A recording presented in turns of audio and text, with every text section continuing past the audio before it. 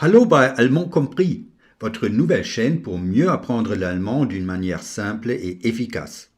Où placer le verbe correctement dans une phrase simple? Il y a des différences entre le français et l'allemand, mais pas de souci, il existe pourtant trois types de phrases et donc des règles très faciles à mémoriser. Vous allez voir. Los geht's, c'est parti.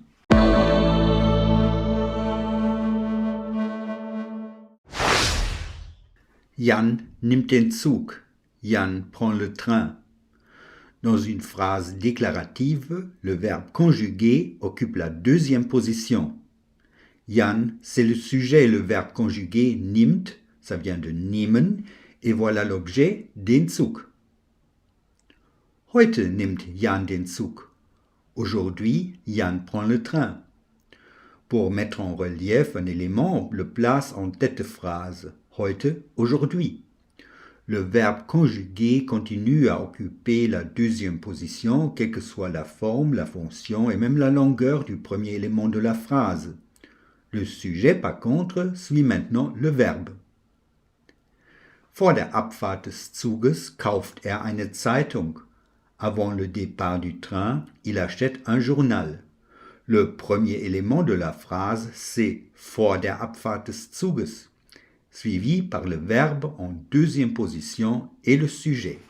On peut donc changer le premier élément dans cette phrase par un complément de temps, 8 Uhr, à 8 heures, un complément de lieu, am Bahnhof, à la gare, ou un élément adverbial, sofort, tout de suite. Tout autre membre de la phrase est possible. Il n'y a pas de virgule avant le verbe, car la première position de la phrase n'est pas occupée par une subordonnée. On n'a qu'une phrase simple.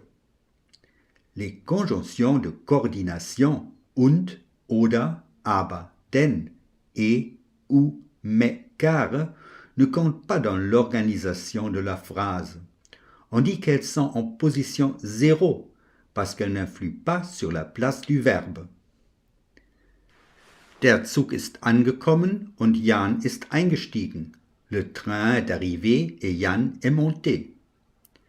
Jan hat sich beeilt, aber der Zug hatte Verspätung. Jan s'est dépêché, mais le train était en retard. Wer fährt mit dem Zug? Qui va en train? Regardez aussi cette phrase interrogative partielle. Le verbe reste en deuxième position. Interrogative partielle, ça veut dire je ne peux pas répondre par ja ou nein, je dois reprendre une partie de la question dans ma réponse en donnant une information précise.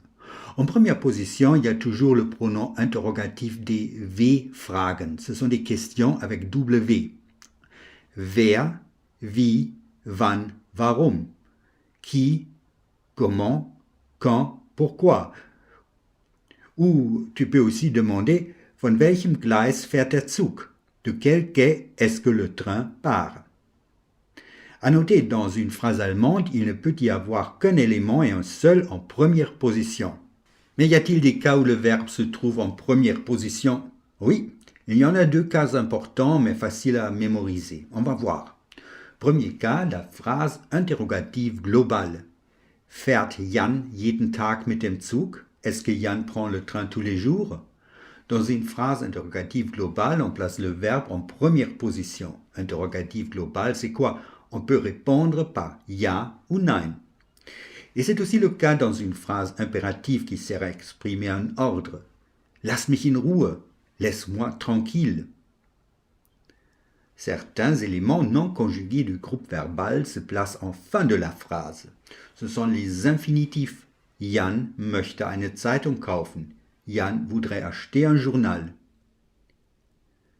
Les préverbes séparables, par exemple einsteigen, c'est un verbe composé de ein plus steigen. Einsteigen, ça veut dire monter. Jan steigt in den Zug ein. Jan monte dans le train. Les participes passés. Der Zug ist abgefahren. Le train est parti. Dans ces cas, comme vous voyez, il y a des éléments du verbe qui sont placés en fin de la phrase. Donc, pour reviser, la règle du verbe en deuxième position distingue la phrase allemande de la phrase française. Heute Morgen fährt Jan nach München. Ce matin, Jan va à Munich. Le premier membre n'est jamais suivi d'une virgule, sauf s'il s'agit d'une subordonnée. Les conjonctions de coordination comme und, oder, aber, denn ne comptent pas. Elles sont en position 0. Dans une interrogative globale ou une phrase impérative, on met le verbe en première position. Les formes non conjuguées du verbe comme l'infinitif ou le participe passé se placent normalement à la fin de la phrase. J'espère que vous avez profité de notre vidéo. Je vous invite à vous abonner à la chaîne et de nous laisser un petit commentaire si vous voulez. Je vous dis à bientôt dans une prochaine vidéo. Danke und bis bald bei Allemand compris.